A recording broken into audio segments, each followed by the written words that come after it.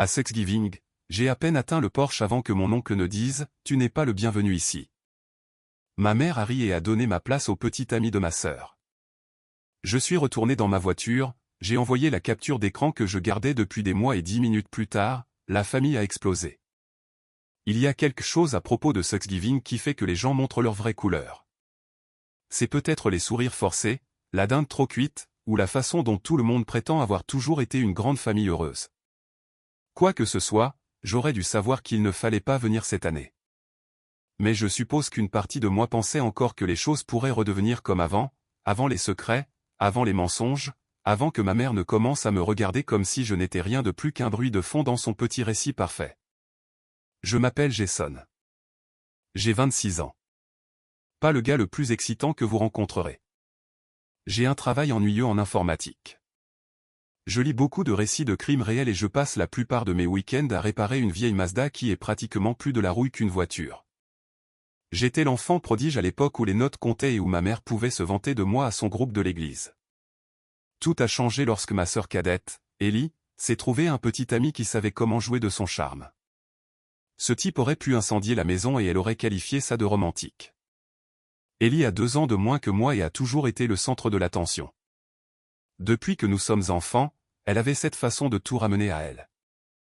Si je recevais une récompense, elle pleurait d'être laissée de côté. Si j'étais puni, elle boudait parce que je gâchais l'ambiance. Mais d'une manière ou d'une autre, tout le monde l'adorait. C'était la jolie, la douce, celle qui pouvait s'en tirer avec n'importe quoi parce que c'est juste Ellie. Et ma mère, elle a marché en plein dedans. Je jure que cette femme aurait pu être jusqu'au cou dans les preuves qu'Ellie avait menti, elle aurait quand même trouvé un moyen de me blâmer. Les choses ont pris un tournant il y a quelques années, mais je n'ai rien dit jusqu'à ce Thanksgiving. J'ai attendu, planifié, regardant tout se dénouer en coulisses pendant qu'il pensait que j'étais juste le grand frère aigri. Mais je m'avance. Laissez-moi vous ramener au début, quand j'ai reçu l'invitation. Ou devrais-je dire, quand j'ai reçu le texto.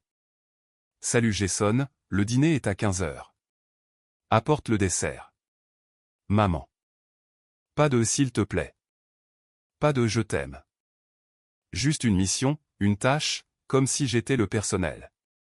Ça n'aurait pas dû me déranger. Ce n'était pas nouveau, mais ça m'a dérangé. Ça me dérange toujours. Parce que je me souviens encore quand elle m'appelait son petit héros. Quand elle me demandait de l'aide pour choisir les cadeaux d'anniversaire d'Ellie, parce que tu la connais mieux que personne. Ces jours étaient révolus depuis longtemps. Maintenant, j'étais juste le gars qui n'avait pas apporté assez de crème fouettée l'année dernière. J'ai fixé le message pendant une bonne minute avant de répondre avec un pouce levé. Je n'ai même pas eu de réponse, juste un accusé de lecture. C'était 10 jours avant Thanksgiving. Le truc avec ma famille, c'est qu'ils sont très attachés aux apparences. Ma mère organise chaque année comme si c'était une sorte de rassemblement royal. On parle de chemin de table, de cartons nominatifs, de 3 types de farces différents. Elle invite toute la bande, mes oncles, tantes, cousins, et même des gens de son groupe d'études bibliques qui n'ont nulle part où aller. Et bien sûr, le petit ami d'Ellie a une place de choix, au premier rang, comme s'il était l'invité d'honneur. Le gars s'appelle Tran. Ouais, Tran. Si ça ne vous dit pas tout, je ne sais pas ce qu'il vous faut. C'est un de ces types qui sentent toujours le parfum cher et qui parlent comme s'ils avaient lu un livre sur la confiance en soi sans le comprendre. Il a ce petit demi-sourire suffisant, comme s'il gagnait constamment un jeu auquel personne d'autre ne sait qu'il joue. À Noël dernier, il a offert à tout le monde des tasses assorties avec ses initiales. J'aimerais plaisanter. Mais ce qui m'a vraiment touché, c'est la façon dont ma mère le traitait. On aurait dit qu'il marchait sur l'eau. Tran a réparé le broyeur à ordures. Tran a appris à Ellie à faire du risotto. Tran a dit que Jason devrait chercher un meilleur travail. Il est si sage. C'était comme la regarder essayer de me remplacer par un modèle plus récent. J'ai commencé à faire une liste. En fait, chaque fois qu'elle le mentionnait d'une manière qui ressemblait à une pique contre moi. J'appelais ça le verrou de Tran. Non pas parce que je pensais que je l'utiliserais un jour, mais parce que ça me donnait l'impression de ne pas être fou. Quoi qu'il en soit, la semaine avant Thanksgiving, quelque chose d'étrange s'est produit. J'ai reçu une notification sur mon téléphone, une demande AirDrop. J'étais au garage en train d'attendre qu'il permute mes pneus, et quelqu'un avait essayé de m'envoyer une photo. J'ai refusé, évidemment, mais c'est arrivé encore et encore. Des photos gratuites, toutes provenant de quelqu'un à proximité. La dernière est passée avant que je puisse la rejeter. Elle était floue, mais j'ai reconnu deux choses immédiatement, l'écriture d'Ellie sur un bloc-notes et le nom de Tran. Et à côté, un nombre. Un grand nombre avec un signe $. C'est à ce moment-là que j'ai commencé à creuser. Je ne vais pas mentir. J'ai un certain ensemble de compétences. Rien de spectaculaire, juste des années à fouiner dans des feuilles de calcul, des sauvegardes de téléphone et des disques cloud. Je n'aime pas qu'on me mente. Et je n'aime vraiment pas qu'on me fasse sentir que j'imagine des choses. Ce que j'ai trouvé au cours des jours suivants n'était pas seulement des commérages mesquins ou de la jalousie. C'était pire. Tellement pire. Mais je n'ai confronté personne. Pas encore. J'ai tout capturé en écran, les sauvegardé dans un dossier appelé « Recettes de fête » sur mon téléphone, juste au cas où quelqu'un deviendrait curieux. Je savais que je devais attendre. Si je l'évoquais trop tôt, je serais le méchant, le frère aigri et plein de ressentiment qui essaie de gâcher le plaisir de tout le monde. Mais si j'attendais, si je choisissais le bon moment, je pourrais leur faire voir, vraiment voir ce qui se passait. Et peut-être, juste peut-être, je pourrais enfin récupérer un peu de la dignité qu'ils avaient érodée au fil des ans. Le matin de Thanksgiving, j'ai fait une tarte aux pommes maison. Non pas parce que quelqu'un me l'avait demandé, mais parce que ça me donnait quelque chose à faire de mes mains, quelque chose qui semblait normal. J'ai même sculpté un petit motif de feuilles dans la croûte. Ça sentait incroyablement bon. Je l'ai emballé soigneusement et je me suis habillé avec ma chemise et mon jean habituel. Rien d'extraordinaire, juste assez pour avoir l'air de m'en soucier. Je suis parti un peu en avance, sachant que la circulation serait un cauchemar. Et bien sûr, elle l'était. Il m'a fallu presque 1 heure pour traverser la ville. Quand je suis finalement arrivé dans l'allée de ma mère, la maison ressemblait à quelque chose sorti d'un magazine de vacances. Des citrouilles sur le porche, une couronne sur la porte, des bougies vacillant aux fenêtres. Je me suis presque senti nostalgique. Mais ensuite, je suis sorti de la voiture. Je n'ai même pas eu le temps de monter les marches que j'ai entendu la voix de mon oncle Ray. Forte, odieuse et beaucoup trop bruyante pour quelqu'un qui ne m'avait pas vu depuis 1 an. Eh bien, regardez qui voilà, dit-il, debout dans l'embrasure de la porte avec une bière dans une main et un sourire narquois sur le visage. Je ne pensais pas que tu viendrais après ce qui s'est passé la dernière fois. J'ai cligné des yeux. Qu'est-ce que tu veux dire par la dernière fois? Il a juste ri. Tu sais ce que je veux dire. Allez, ne rends pas ça bizarre. Je n'avais pas vu oncle Ray depuis le barbecue du 4 juillet, où il s'était saoulé au point de s'évanouir et avait renversé le grill. Mais d'une manière ou d'une autre, j'étais le problème. J'ai essayé de l'ignorer, en équilibrant la tarte d'une main tout en montant les marches. C'est à ce moment-là que j'ai entendu sa voix. Jason, a dit ma mère, apparaissant derrière Ray. Nous n'étions pas sûrs que tu viendrais vraiment. Son ton était sec. Pas froid exactement, mais distant, comme si j'étais un collègue qui avait manqué une réunion. J'ai apporté la tarte, dis-je, la brandissant comme une offrande de paix. Elle ne l'a même pas regardée.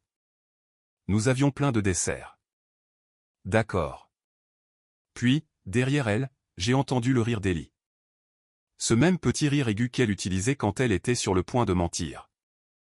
Et juste à côté d'elle se trouvait Tran, regardant son téléphone comme s'il s'ennuyait à mourir. Je pensais avoir une place à table, dis-je, confus, passant la tarte d'une main à l'autre. Ma mère a souri, un sourire tendu et poli. Oh, eh bien.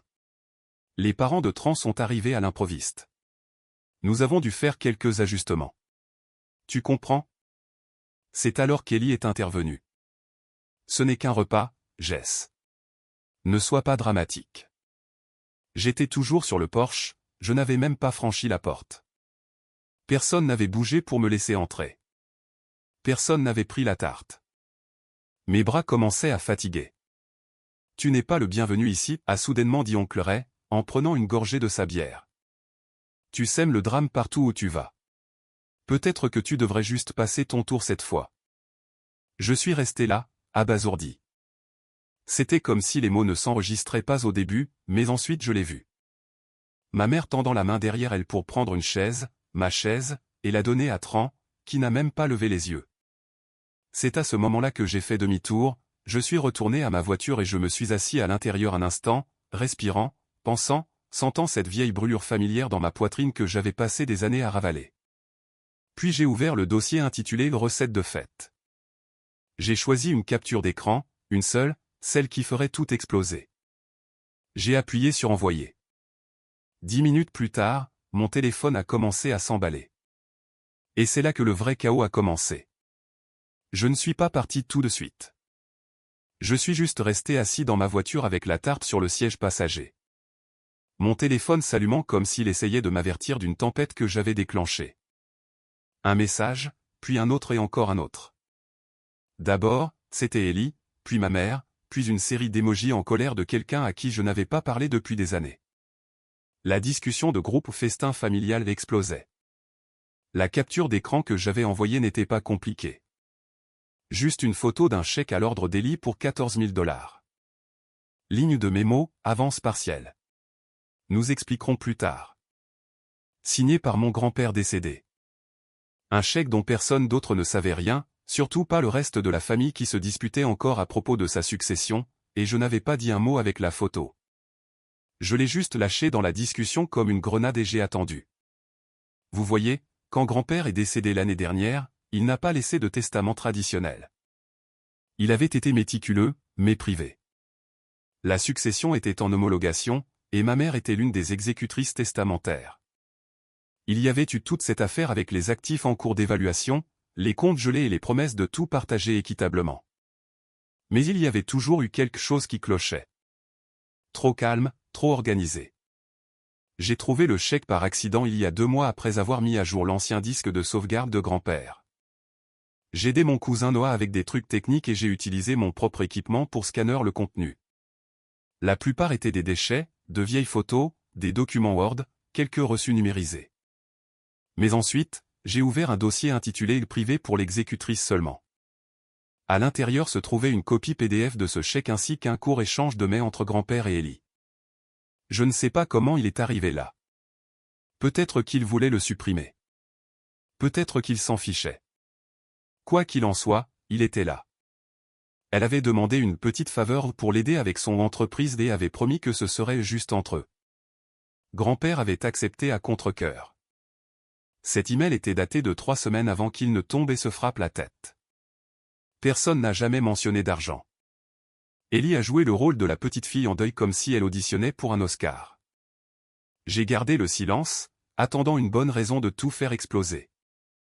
Et maintenant ils avaient pris ma place, s'étaient moqués de moi, m'avaient fermé la porte au nez comme si j'étais un livreur avec la mauvaise adresse. J'ai regardé la discussion de groupe passer de la confusion au déni, puis à la panique brute. Maman, qu'est-ce que c'est? Jason, Ellie, supprime ça tout de suite. Mon oncle Ray, de toutes les personnes, est intervenu. Ça a l'air faux. Mon cousin Noah, Dieu le bénisse, a finalement pris la parole. Attendez, maman n'a pas dit que personne n'était autorisé à prendre de l'argent avant la fin de l'homologation? C'est tout ce qu'il a fallu. Une étincelle dans une forêt sèche. J'ai fermé la discussion, démarré ma voiture et je suis parti. Pas à la maison, cependant. Je n'étais pas prêt à m'asseoir dans ce silence pour le moment. Au lieu de ça, je me suis garé dans une station-service sur la route et je suis resté là, à regarder les messages continuer d'arriver. Plus ils essayaient de trouver des explications, pire c'était. Tran m'a même envoyé un message directement. C'est bas, mon pote. Vraiment bas. Je n'ai pas répondu. Je n'en avais pas besoin. C'était fou à quel point la culpabilité s'est rapidement transformée en rage. Comme si j'étais le méchant pour avoir révélé quelque chose qu'il cachait. Comme si j'avais ruiné Thanksgiving juste en refusant de manger ma part de mensonges et de continuer à sourire. Le dernier message de ma mère disait « Nous en reparlerons plus tard. S'il te plaît, ne gâche pas ce qui reste de la journée. » Comme s'il y avait encore une journée à sauver. Je suis rentré chez moi dans le noir, ma tarte intacte. Mon appartement était froid et silencieux, et ça m'a frappé à quel point j'étais seul. Mais bizarrement, cette nuit-là, j'ai mieux dormi que depuis des mois. Les retombées n'ont vraiment commencé que le lendemain. Mon téléphone a sonné à 8h12. C'était ma tante Rachel, la femme de l'oncle Ray. Elle ne m'appelle jamais. J'ai hésité, puis j'ai décroché. Jason, dit-elle, la voix basse. Peux-tu m'envoyer à nouveau cette capture d'écran? Ray l'a supprimée de la discussion de groupe. Alors, je l'ai fait. À midi, 3 autres cousins m'avaient envoyé un message. Il s'est avéré que la succession de grand-père devait être partagée équitablement entre les petits-enfants. 5 d'entre nous au total. Ce chèque à Ellie, c'était elle qui essayait d'obtenir sa part en avance. Sauf qu'elle ne l'avait pas seulement prise en avance. Elle en avait pris plus. Plus tard dans la journée, j'ai publié le reste des documents, les emails. Un deuxième chèque plus petit à 3500 $ pour de l'aide marketing. Celui-là a frappé comme une gifle. La discussion de groupe a implosé. Des gens sont partis. Les captures d'écran ont volé. Ellie a essayé de m'appeler 3 fois. Puis elle a envoyé un message vocal. Je ne l'ai même pas écouté. Je l'ai juste sauvegardé dans mes archives. Assurance. Pendant les jours suivants, les choses ont été étrangement calmes. Ma mère n'a pas appelé. Pas d'excuses, pas d'explications. Ellie est devenue silencieuse. Puis, de nulle part, Noah m'a envoyé un texto. Mec, réunion de famille chez ta mère. Demain, 18h. Sois là. Je n'ai pas répondu, mais je me suis présenté. J'ai porté du noir. Pas pour le drame, juste parce que ça me semblait approprié. L'ambiance dans ce salon était assez tendue pour être coupée au couteau. Tout le monde était là, sauf Ellie et Tran. Ma mère avait l'air de ne pas avoir dormi. Oncle Ray avait l'air agacé, comme s'il préférait être n'importe où ailleurs. Tante Rachel serrait un dossier en manille. Noah m'a fait un signe de tête quand je suis entré. Merci d'être venu, a dit ma mère, sans me regarder. Bien sûr, dis-je, en m'asseyant à l'autre bout du canapé. Personne ne m'a offert à boire. La réunion a été essentiellement 2 heures de dispute. Tout le monde essayant de comprendre combien Ellie avait pris, comment cela était passé inaperçu, et ce qui pouvait être fait. Ma mère l'a défendu au début. Bien sûr qu'elle l'a fait. C'était juste une erreur. Elle pensait qu'elle pourrait le rembourser. Mais quand Noah a sorti l'échange de mai de l'avocat chargé de l'homologation confirmant qu'aucun fonds ne devait être débloqué, son ton a changé. Elle a fait une erreur, a-t-elle répété. Mais c'est la famille. C'est à ce moment-là que je l'ai dit. Moi aussi. Où l'as-tu oublié quand tu as donné ma place à son petit ami? Silence. Un silence lourd et suffocant. Ma mère m'a regardé, la bouche légèrement ouverte. Jason, ce n'était pas à propos de toi. Nous devions. Vous n'aviez rien à faire, dis-je, en gardant ma voix égale. Vous avez fait un choix, tout comme elle a fait un choix. Et maintenant, vous devez tous vivre avec ça. Je n'ai pas crié. Je n'ai pas pleuré. Je me suis juste levé, j'ai fait un signe de tête à Noah et je suis sorti. L'air extérieur semblait plus froid qu'avant. Comme si quelque chose avait changé. Cette nuit-là, j'ai reçu un autre message. Celui-ci ne venait pas de la famille. C'était de Tran. Il disait, il faut qu'on parle. Je sais des choses. Des choses que tu ne sais pas. J'ai fixé l'écran, le cœur battant, parce que Tran n'était pas du genre à bluffer. Il n'était pas assez intelligent pour inventer des choses, mais il était assez arrogant pour parler quand il ne le devrait pas. Je n'ai pas répondu. Pas encore. Mais je savais que ce n'était pas fini.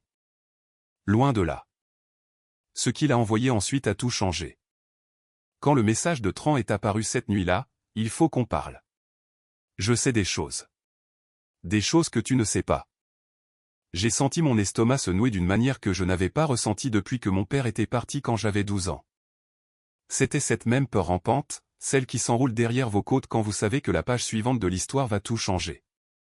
J'ai fixé mon téléphone pendant 10 minutes avant de répondre par un simple parle. Pas de réponse, pendant des heures.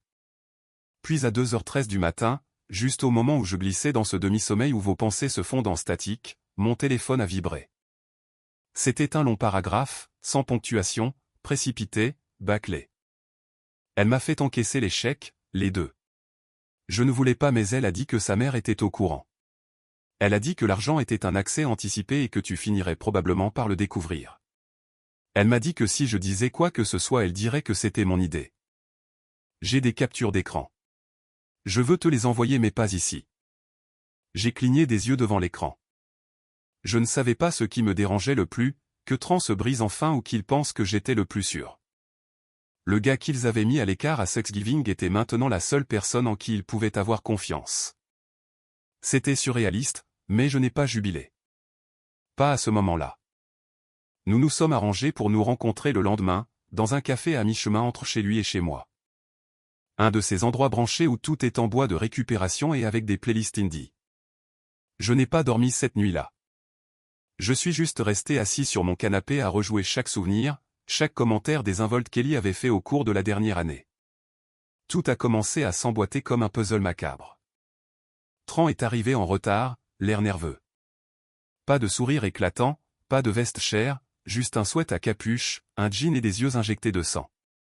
Il tenait une enveloppe en manille dans sa main comme si elle pouvait le brûler. Il l'a glissée sur la table sans un mot. À l'intérieur se trouvaient des impressions de messages textes, des captures d'écran de transactions Venmo, même une photo d'Ellie tenant un chèque tout en faisant un doigt d'honneur à l'appareil photo avec son autre main. La date, 3 jours après les funérailles de grand-père. Elle a dit que ça lui était du marmonna Tran, en remuant son café, même s'il n'y avait rien ajouté. Elle a dit que le reste d'entre vous n'en avait pas fait assez pour lui.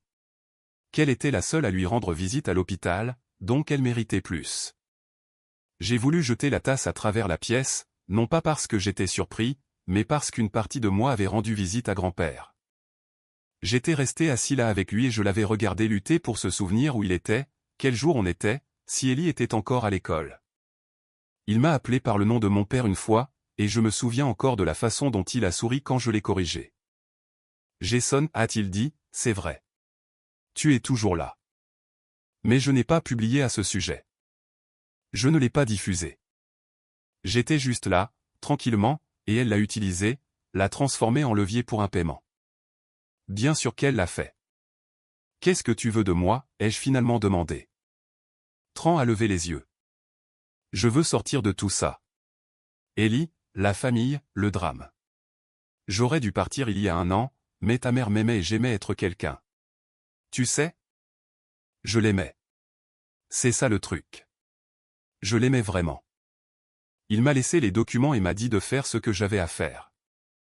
Je suis sorti avec cette enveloppe et j'ai eu l'impression de détenir des codes nucléaires. Je ne suis même pas rentré chez moi. J'ai conduit jusqu'à un parc, je me suis assis sur un banc sous un arbre mort et j'ai laissé le vent froid de novembre me transpercer. C'en était fini. Fini d'attendre des excuses. Fini d'espérer qu'il se souviendrait soudainement que j'étais de la famille. Fini de penser que ce n'était qu'une phase et que les choses redeviendraient normales. C'était normal. Ça avait toujours été normal. Je n'avais simplement pas voulu y croire. Mais ça ne rendait pas la douleur moins vive. Les semaines suivantes furent calmes. Personne n'a pris contact. La discussion de groupe familial est restée silencieuse. Ellie et Tran ont rompu. Je le savais seulement parce qu'elle l'a effacé de son Instagram et a publié une de ces histoires énigmatiques qui disait « Mieux vaut perdre un homme que se perdre soi-même ». Classique. Je me suis retiré, j'ai arrêté d'aller à la salle de sport, j'ai sauté mes sessions habituelles de Donjons et Dragons avec des collègues. Thanksgiving s'est transformé en décembre, et décembre s'est transformé en un flou de matin pluvieux, de dîner au micro-ondes et d'une pile croissante de courriers non ouverts sur ma table de cuisine. J'étais déprimé. Ce n'est pas facile à admettre, mais c'est vrai. Quand votre famille vous ferme la porte et vous fait sentir comme si vous étiez le méchant dans une histoire que vous n'avez jamais écrite, cela ronge quelque chose de vital. Même avec les preuves entre mes mains, je ne me sentais pas victorieux. Je me sentais vide, trahi, rejeté. J'avais touché le fond. Et d'une manière étrange, cela m'a apporté de la clarté. Toucher le fond signifiait qu'il n'y avait plus rien à perdre. J'ai sorti le plat à tarte du réfrigérateur un matin de début janvier, le même que celui de Thanksgiving, toujours intact, la moisissure fleurissant comme une expérience scientifique. Je l'ai jeté, j'ai nettoyé l'évier et j'ai ouvert mon ordinateur portable. Je n'ai pas appliqué la politique de la terre brûlée. Pas tout de suite. Ce que j'ai fait était plus simple. J'ai commencé à reconstruire, tranquillement, patiemment, pièce par pièce. J'ai changé de travail. Je travaillais pour un cabinet comptable de taille moyenne. Bon salaire, mais culture toxique. Je me laissais porter là-bas depuis des années. Maintenant, j'ai commencé à travailler en freelance. Rien d'extraordinaire, juste des contrats de sécurité de site web et des corrections de back-end pour de petites entreprises. Des clients que je pouvais choisir, des heures que je pouvais contrôler. Au début, j'étais fauché. Genre, nuits instantanées pour le dîner fauché. Mais ensuite, un groupe immobilier local m'a engagé pour refondre sa plateforme de réservation. Et soudain, je ne survivais plus seulement. Je faisais quelque chose, je construisais quelque chose de mon cru. Ensuite, j'ai annulé Noël. Je n'ai pas répondu aux textos de la famille. Je n'ai pas envoyé de carte. Noah a pris contact une fois, a dit que je lui manquais. Je lui ai dit que je serais toujours là pour lui, mais que j'avais besoin d'espace. Il a compris.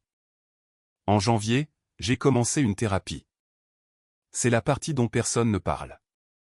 Pas dans des histoires comme celle-ci. La partie où vous décidez enfin que vous n'allez pas bien. Que peut-être le problème n'est pas que le monde entier vous en veut, mais que vous n'avez jamais appris à cesser de vous excuser d'exister. C'était virtuel au début. Ma thérapeute, Mera, était calme et directe. Elle a posé des questions que personne n'avait jamais posées. Quand avez-vous ressenti pour la première fois que l'amour était conditionnel? Que croyez-vous qu'il arriverait si vous parliez? Pourquoi pensez-vous avoir gardé cette capture d'écran pendant des mois? Et je lui ai tout raconté. Sur le favoritisme de ma mère, sur Ellie qui prenait toujours et était louée pour ça. Sur grand-père, sur la porte de Thanksgiving, sur le fait que je n'avais jamais été aussi en colère et ne m'étais jamais senti aussi seul. Chaque semaine, je devenais un peu plus fort. J'ai recommencé à courir. Rien de majeur, juste 1 kilomètre ou 2 autour du pâté de maison avec de vieux podcasts dans mes écouteurs. J'ai supprimé la moitié de mes réseaux sociaux. J'ai arrêté de vérifier ce qu'Ellie publiait. J'ai arrêté de lire les fils de discussion familiaux. J'ai arrêté d'espérer qu'il changerait et lentement, les gens l'ont remarqué. Des clients ont commencé à me recommander. L'un d'eux a même envoyé un cadeau de remerciement, une tasse à café avec Ackerman dessus. J'ai ri plus fort que je ne l'avais fait depuis des mois. Puis début mars, Noah a de nouveau appelé. Tu devrais peut-être vérifier le groupe familial, dit-il.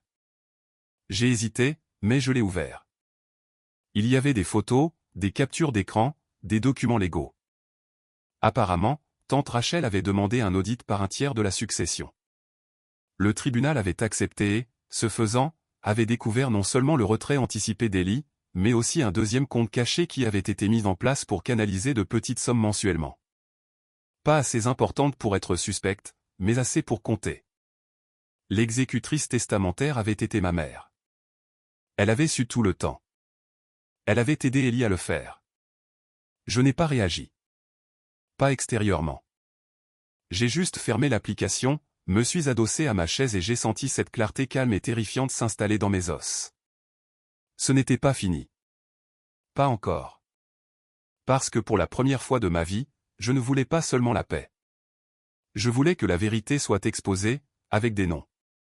Et s'il pensait que Thanksgiving était un gâchis, il n'avait aucune idée de ce qui allait suivre. Il y a une sorte de calme étrange qui vient après une trahison si profonde qu'elle reconfigure votre compréhension de la réalité. Le jour où j'ai découvert que ma mère avait aidé Ellie à siphonner de l'argent de la succession de grand-père, avait activement participé à la dissimulation des transactions, je n'ai pas crié.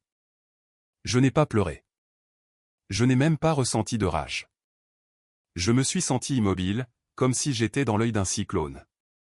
J'étais assis là, à ma table de cuisine, le message de Noah toujours ouvert sur mon téléphone, fixant la petite pièce jointe PDF.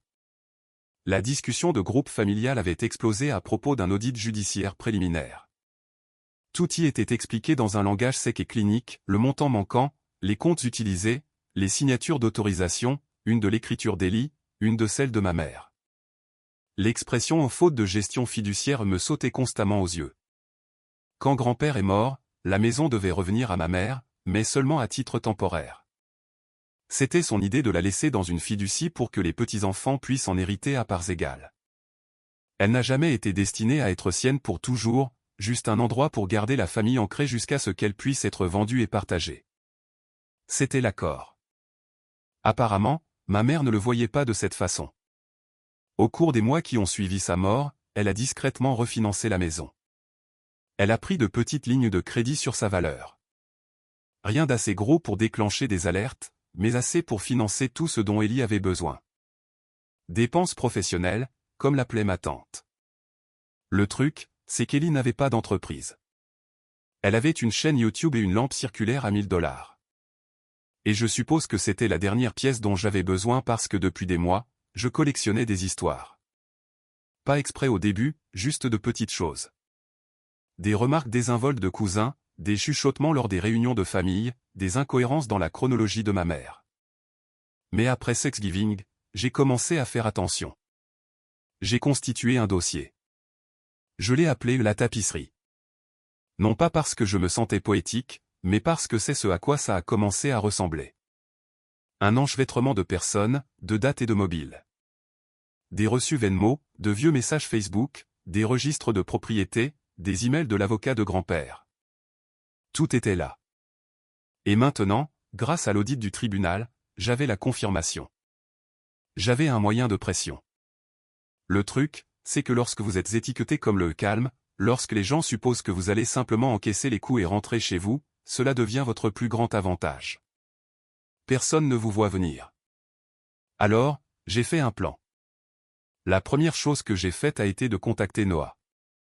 Si j'allais m'attaquer à ça, j'avais besoin de quelqu'un dans la famille en qui je pouvais avoir confiance. Et Noah, il avait toujours été solide. Le seul cousin qui ne s'était jamais moqué de moi en grandissant. Le seul qui s'était levé quand Ellie plaisantait en disant que j'étais le fils du facteur. Il est venu ce vendredi soir avec des plats à emporter et 2 packs de 6 bières. Nous nous sommes assis dans mon salon, entourés de meubles IKEA à moitié finis et de documents imprimés étalés sur la table basse. « Tu es sûr de ça ?» a-t-il demandé en feuilletant l'un des PDF. « Parce qu'une fois que tu auras fait ça, il n'y aura pas de retour en arrière. » J'ai hoché la tête. Il n'y avait pas de retour en arrière après Thanksgiving. Il s'est adossé en expirant par le nez. Juste. Au cours des jours suivants, nous avons travaillé comme si nous planifions un casse. D'abord, nous avons compilé tout ce que nous avions.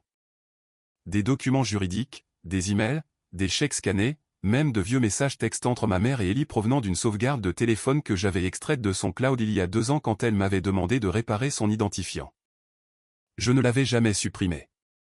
Elle utilisait toujours le même mot de passe. Ensuite, nous avons établi la chronologie. Quand l'argent a commencé à bouger, quand grand-père est tombé malade, quand Tran est entré en scène, quand le refinancement a commencé, quand l'entreprise a été annoncée. Tout concordait. Chaque trahison, chaque mensonge, chaque rire à mes dépens pendant qu'il pensait que j'étais trop faible ou trop inconscient pour voir ce qu'il faisait. Ensuite, j'ai contacté une vieille amie d'université, Danielle. Elle était maintenant avocate spécialisée en droit des successions, travaillant dans un modeste bureau en centre-ville. Nous ne nous étions pas parlé depuis un moment, mais quand je lui ai dit ce que j'avais, elle a trouvé du temps pour un café dans l'heure. Elle a écouté, a pris des notes, a posé des questions pointues. À la fin, elle m'a regardé dans les yeux et a dit, « Tu réalises que tu as assez pour forcer une enquête médico-légale complète, n'est-ce pas? Si cela devient public, ta mère pourrait faire face à de graves accusations. » Ellie aussi. Je n'essaie pas de ruiner des vies, dis-je, bien que les mots aient un goût faux même en les prononçant. Je veux juste que la vérité éclate. Danielle a souri narquoisement. Parfois, c'est la même chose. Elle a proposé de m'aider gratuitement. Elle a appelé ça un service. Elle a dit qu'elle avait toujours aimé mon humour pince sans rire et le groupe d'études. Je n'allais pas dire non. Avec ses conseils, j'ai rédigé une déclaration pour le tribunal. Une plainte formelle avec pièce jointe. Je ne l'ai pas encore déposée. Ce n'était pas la bonne démarche. Pas encore. Parce que d'abord, je devais secouer l'arbre. J'ai commencé par Ellie. Je savais qu'elle ne pouvait pas résister à un appât, surtout s'il menaçait son image. Alors, j'ai publié un statut vague sur mon compte Facebook rarement utilisé.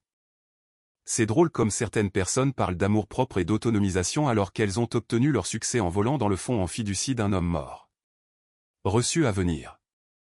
En moins d'une heure, elle m'a envoyé un message. Quel est ton problème? Pas de salutation. Pas de ponctuation. J'ai attendu 10 minutes. Puis j'ai répondu, tu devrais parler à maman. Vu. Pas de réponse. 2 jours plus tard, elle a publié une vidéo sur sa chaîne. Un monologue décousu, à peine voilé, exposant les haineux, où elle jouait la carte de la victime si fort qu'elle aurait pu être plastifiée.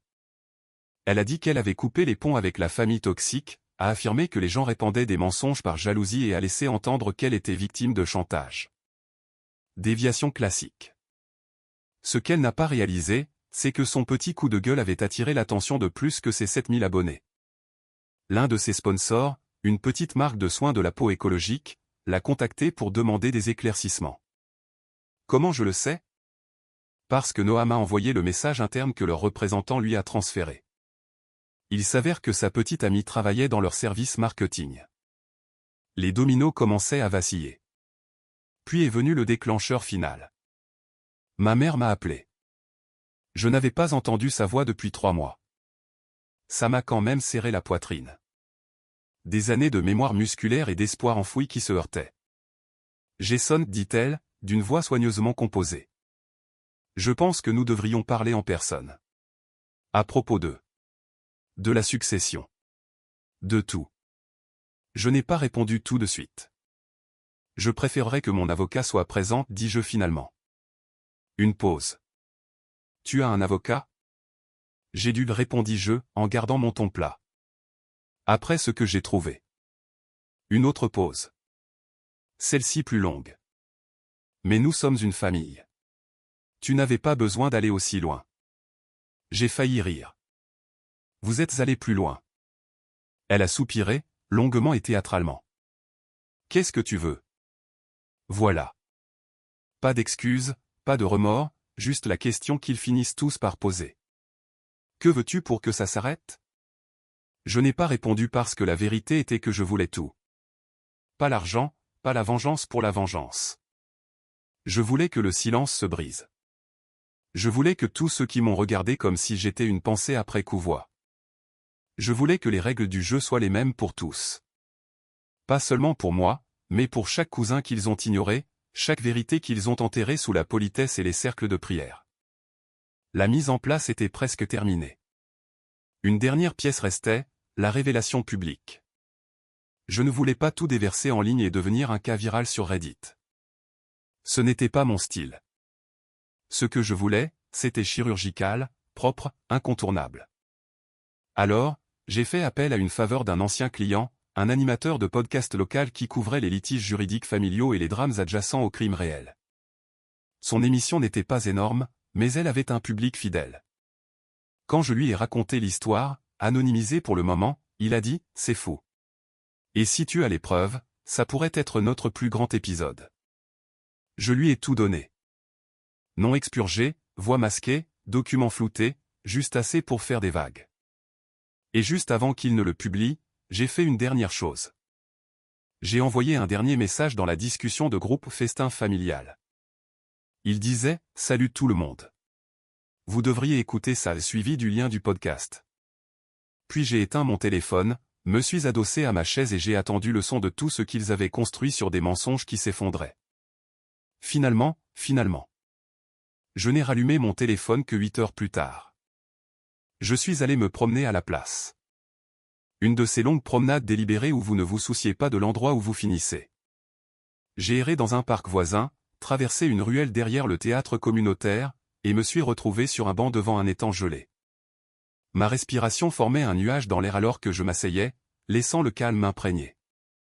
Les derniers mois avaient été un tourbillon de trahison, de recherche, de thérapie et de la lente et régulière montée vers quelque chose qui ne pouvait être défait. Je n'avais pas peur. J'étais prêt. Quand j'ai finalement rallumé mon téléphone, les notifications sont arrivées comme un déluge. Des textos, des appels manqués, des messages vocaux. La discussion de groupe familial était en pleine crise. Il y avait plus de 150 messages non lus. La moitié d'entre eux étaient déjà supprimés, mais d'autres restaient. Des coups de gueule dignes de capture d'écran, des explications désespérées et quelques menaces de personnes qui ne comprenaient clairement pas comment fonctionnent les podcasts. L'appel d'Ellie a été le premier à arriver. Je l'ai refusé. Puis est venu un texto. Tu n'as aucune idée de ce que tu viens de faire. Je n'ai pas répondu parce que le truc, c'est que je savais exactement ce que j'avais fait. Le podcast avait été mis en ligne ce matin-là. Une exposition de 58 minutes avec des noms expurgés, mais suffisamment d'indices contextuels pour que n'importe qui dans notre ville, ou n'importe qui sur Facebook honnêtement, puisse reconstituer le puzzle. L'histoire d'une matriarche de famille qui a abusé de son rôle d'exécutrice testamentaire. Une fille qui a manipulé un héritage. Un petit-fils qui a tout découvert et est resté silencieux jusqu'au jour où ils lui ont fermé la porte au nez. C'était émotionnel, calme, intelligemment narré. Ça ne criait pas vengeance. Ça chuchotait responsabilité. Le soir, l'épisode avait plus de 40 000 écoutes. Un blog d'information locale l'a repris. Puis le groupe Facebook de l'homologation du comté a commencé à publier des captures d'écran et à spéculer. Les gens faisaient rapidement le lien. À 21h03, Danielle, mon amie avocate, m'a appelé, la voix dissimulant à peine sa satisfaction. Il panique, dit-elle. Le cabinet qui a co-géré la succession avec ta mère vient de contacter le tribunal pour initier un examen fiduciaire complet. Ça arrive. Bien, dis-je. Et toi, demanda-t-elle. Tu vas bien? J'y arrive. Les retombées sont venues par vagues. Vague 1, l'implosion légale. L'enquête du tribunal a progressé rapidement, plus vite que quiconque ne s'y attendait. Honnêtement, il s'avère que lorsque vous appliquez une pression publique aux bons endroits et que vous la soutenez avec de la documentation, la bureaucratie a tendance à se dépêcher. En 2 semaines, ma mère a été démise de ses fonctions d'exécutrice testamentaire. Un fiduciaire tiers a été désigné pour superviser la distribution de la succession de grand-père. La maison qu'elle a essayé de garder, je l'ai. Pas de refinancement, pas de paiement, pas de ligne de crédit sur la valeur nette. Ellie a reçu une mise en demeure concernant tout accès futur à la fiducie. Elle a été invitée à soumettre une déclaration formelle concernant les chèques non autorisés. Son avocat, un défenseur public, a apparemment essayé de plaider qu'il s'agissait d'un malentendu, que grand-père lui avait donné l'autorisation verbalement, mais les reçus de mail racontaient une autre histoire. Quant au chèque, la trace écrite était indéniable. La coopération de Tran, ainsi que ses captures d'écran et ses mémos vocaux, ont solidifié la chronologie. Le tribunal a ordonné à Ellie et à ma mère de rembourser les montants prélevés, avec intérêt, ou de faire face à des accusations formelles de détournement de fonds de succession. C'est à ce moment-là que ma mère a craqué. Vague 2, l'effondrement social. Le podcast n'a pas donné de nom. Mais une fois que les documents sont arrivés au tribunal, tout est devenu public. Les gens ont commencé à parler. Notre église, la même où ma mère avait l'habitude de s'asseoir au premier rang comme une reine, l'a discrètement retirée du comité financier. Ses amis ont cessé de répondre à ses appels. Même son club de lecture l'a ignoré. Ellie a publié une longue vidéo décousue sur sa chaîne intitulée Ma vérité. C'était un chef-d'œuvre d'évitement. Elle a pleuré, a dit qu'elle était incomprise, a affirmé qu'elle n'avait jamais voulu blesser personne et que la famille devrait rester privée. Les commentaires ont été désactivés après 1 heure. La vidéo a été retirée le lendemain, mais il était trop tard. Des extraits avaient déjà été republiés partout. Noam a envoyé par texto des captures d'écran de la discussion de groupe qui s'était créée au sein de notre famille élargie. Apparemment, tante Rachel avait rallié la moitié des cousins pour soumettre leurs propres préoccupations juridiques. Quelques-uns d'entre eux envisageaient une action civile pour dommages et intérêts. La réputation d'Ellie était ruinée. Son nombre d'abonnés sur les réseaux sociaux a diminué de moitié. Ses parrainages de marque se sont évaporés. Et Tran, il a déménagé en Arizona. Type intelligent. Vague 3, le règlement de compte personnel. Je n'avais pas parlé à ma mère depuis son appel téléphonique froid et sec. Mais un soir, une lettre est arrivée à mon appartement. Manuscrite, sans adresse de retour, mais j'ai immédiatement reconnu son écriture cursive. C'était 5 pages, sinueuse, défensive, émotionnelle. Elle s'excusait sans s'excuser. Disait des choses comme « J'ai fait ce que je pensais être le mieux et tu comprendras quand tu seras parent ». Vers la fin, elle a écrit « Tu as fait souffrir beaucoup de gens. Est-ce que ça en valait la peine ?» J'ai lu cette ligne plusieurs fois, puis j'ai ri. Pas cruellement, pas amèrement, juste avec la réalisation tranquille que oui, ça en valait la peine. Non pas parce que je voulais que quelqu'un souffre, mais parce qu'il ne s'attendait jamais à des conséquences. Parce qu'il pensait que l'amour signifiait le silence. Parce qu'il pensait que la trahison resterait sans réponse. Je n'ai pas répondu. Elle ne méritait plus ça. Au lieu de cela, j'ai passé les semaines suivantes à terminer ce que j'avais commencé. Daniel m'a aidé à rédiger une lettre finale au fiduciaire demandant que ma part de la succession, quelle qu'elle soit donnée à un fonds de bourse d'études au nom de grand-père pour les enfants du système de placement familial. Il avait grandi dans un tel système. Cela semblait juste. Je n'ai rien gardé. Ni l'argent, ni la maison, ni les souvenirs qui ne me servaient plus. J'ai laissé tomber parce que cette vengeance. Il ne s'agissait pas de destruction. Il s'agissait de libération. Noah et moi nous parlons toujours. Nous prenons un café tous les dimanches maintenant. Parfois, nous rions du drame. Parfois, nous parlons de grand-père. Parfois, nous ne parlons pas du tout. Nous restons simplement assis dans le silence en sachant que nous avons traversé ça.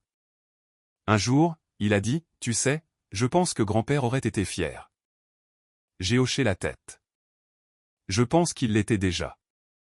Et c'est comme ça que ça s'est terminé. Pas avec un cri ou une bagarre au tribunal ou un moment de justice virale. Juste la vérité révélée. Une famille fracturée mais honnête. Un héritage récupéré. Et moi, enfin.